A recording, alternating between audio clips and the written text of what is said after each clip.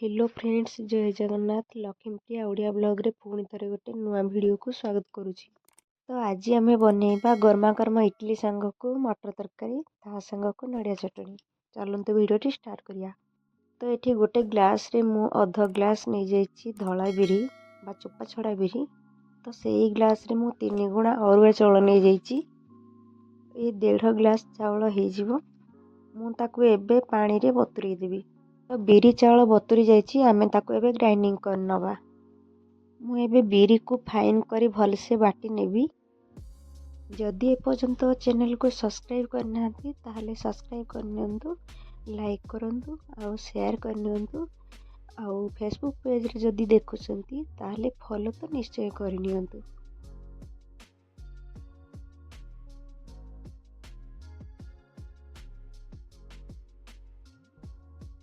तो देखंतु एठी मु फाइन पेस्ट पूरा करी नेछि।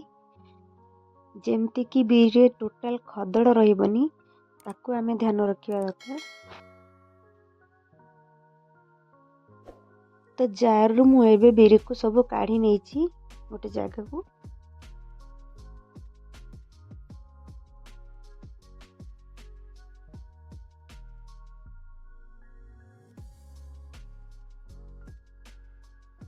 तो ये बिरी को मु एबे 5 मिनिट पर्यंत हाथ रे भलसे फेणी नेबी।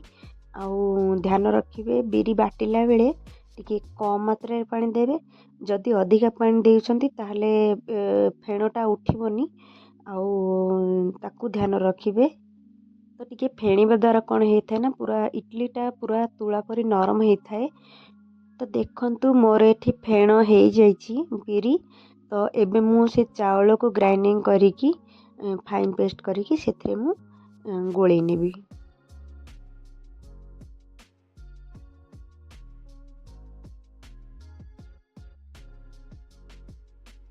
तो सेथरे जहाँ चावल पिठ लागितला मु ताकू अल्प टिके पानी देकी सेथरे छाड़ी देछि। आउ हुइस्क रे भलसे ताकू गोळेई नेबी। तो चेष्टा करिवे बैटर रे बेसी पानी न दबाकू। तो एमिति ही बहलिया बहलिया रहिले भल होता है इडली। आउ बेसी पानी देले भल होई न थाए।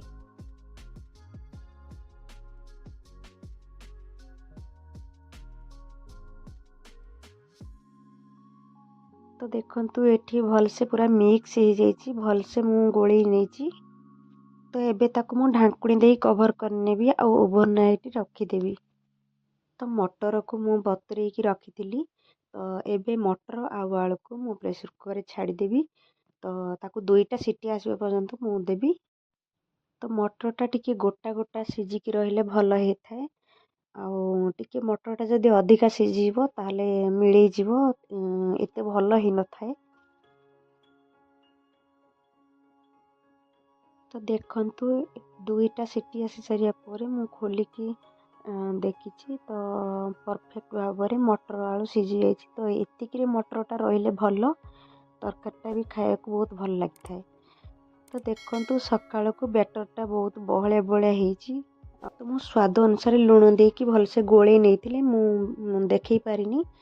तो एठी मु तेल देकी इडली छांचरे सब बैटर को लदी देबी।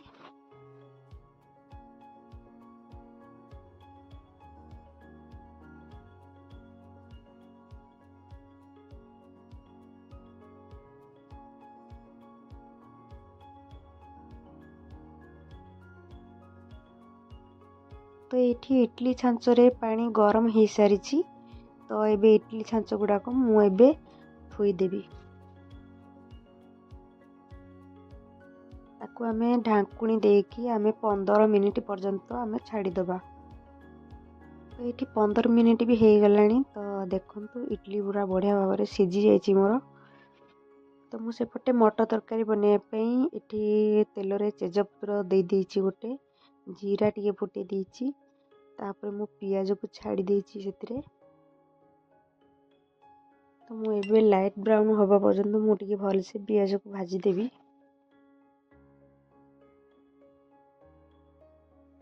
तो देखि पारुथिबे एठी पियाज मोर लाइट ब्राउन हो जाइछि। तो एई समय मु काश्मीरी लक्का गुंड पके देबी। ଏହି ସମୟରେ କାଶ୍ମୀରୀ ଲଙ୍କାଗୁଣ୍ଡ ପକାଇବା ଦ୍ୱାରା ଭଲ କଲର୍ ଆସିଥାଏ। ତ ଏବେ ମୁଁ ଅଦା ରସୁଣ ପେଷ୍ଟକୁ ପକାଇଦେବି ଏଥିରେ। ତାକୁ ଟିକେ ଭଲସେ ମୁଁ ଚଲେଇ ନେଇଛି। ତାପରେ ଅଳ୍ପ ଟିକେ ପାଣି ଦେଇ ଦେଇଛି, ନହେଲେ ତଳେ ମସଲା ଲାଗିଯିବ। ତାପରେ ଏଠି 1 ଚାମଚ ମୁଁ ହଳଦୀ ଗୁଣ୍ଡ ଦେଇ ଦେଇଛି। ଆଉ ଟିକେ ମୁଁ ଚଲେଇ ଦେବି। ତାପରେ ମୁଁ ଏଠି ଜିରା ଗୁଣ୍ଡ 1 ଚାମଚ ଦେଇ ଦେଇଛି। ତାପରେ ଧନିଆ ଗୁଣ୍ଡ 1 ଚାମଚ ଦେଇ ଦେଇଛି। ତାପରେ ଏଠି ଚିକେନ ମସଲା ମୁଁ 1 ଚାମଚ ଦେଇ ଦେଇଛି। ତାପରେ ଅଳ୍ପ ଟିକେ ଆଉ ଟିକେ ପାଣି ଦେଇଦେବି। ତାକୁ ଆଉ ଟିକେ ଭଲସେ ମୁଁ ଚଲେଇ ଦେବି।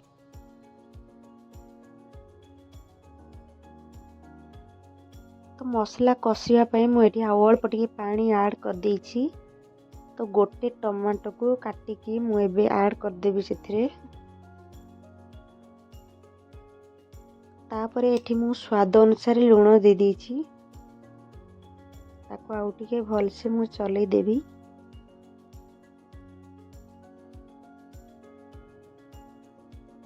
ତାପରେ ମୁଁ ଆଉ ଟିକେ ପାଣି ଦେଇକି ତାକୁ ଢାଙ୍କୁଣି ଦେଇଦେବି। ମିଡ଼ିୟମ୍ ଫ୍ଲେମ୍ରେ ମୁଁ କଷିବାକୁ ଛାଡ଼ିଦେବି 5 ମିନିଟ୍ ପର୍ଯ୍ୟନ୍ତ।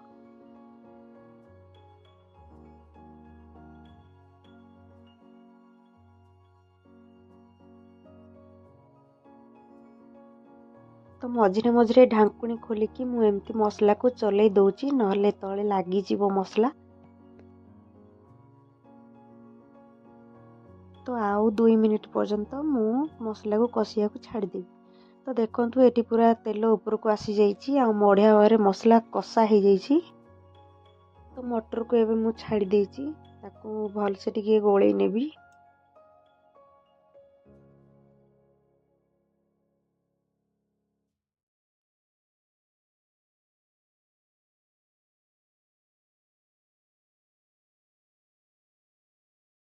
ତ ତାପରେ ସିଝା ଆଳୁକୁ ମୁଁ ପୁରା ଛୋଟ ଛୋଟ ପିସ୍ କରି କାଟି ନେଇଥିଲି, ଆଉ ସେଥିରେ ଏବେ ମୁଁ ଛାଡ଼ିଦେବି ଆଉ ତାକୁ ଭଲସେ ମିକ୍ସ କରିନେବି।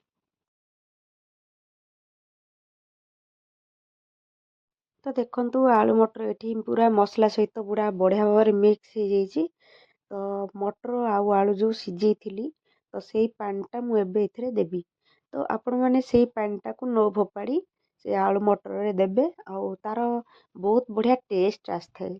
ତ ସିଝେଇଲା ବେଳେ ଆଳୁ ମଟରକୁ ମୁଁ ପୁରା ପରିଷ୍କାର ଭାବରେ ଧୋଇକି ପ୍ରେସର କୁକରରେ ସିଝେଇଥିଲି। ଆଉ ଗୋଟେ ପଟେ ତଡ଼କା ପ୍ୟାନ୍ରେ ମୁଁ ନଡ଼ିଆ ଚଟଣି ପାଇଁ ଏଠି ଟିକେ ବୁଟ ଡାଲିକୁ ମୁଁ ଭାଜି ନେଇଛି।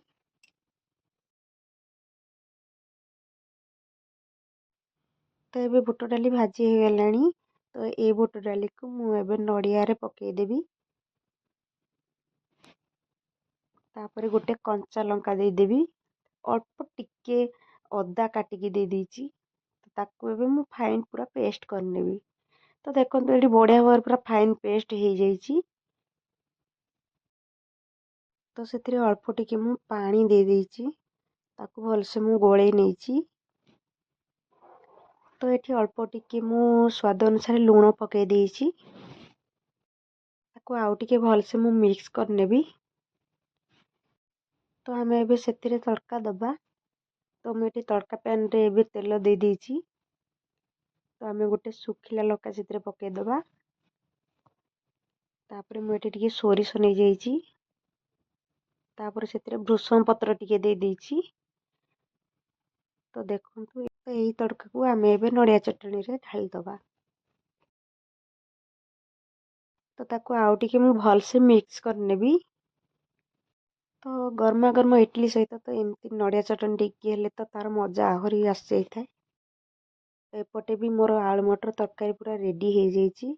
ତାକୁ ଏବେ ମୁଁ ଧନିଆ ପତ୍ର କାଟିକି ଟିକେ ଦେଇ ଦେଇଛି। ତ ଚାଲନ୍ତୁ ଆମେ ଏବେ ସର୍ଭ କରି ନେବା। ତ ଇଟିଲି ପୁରା ସ୍ପଞ୍ଜିଦାର ହେଇଛି ଦେଖନ୍ତୁ, ଆଉ ପୁରା ତୁଳା ପରି ପୁରା ନରମ ହେଇଛି। ତ ଆଜିର ରେସିପିଟି ଆପଣମାନଙ୍କୁ କେମିତି ଲାଗିଲା? ଆଶା କରୁଛି ଆପଣମାନଙ୍କୁ ବହୁତ ଭଲ ଲାଗିଥିବ।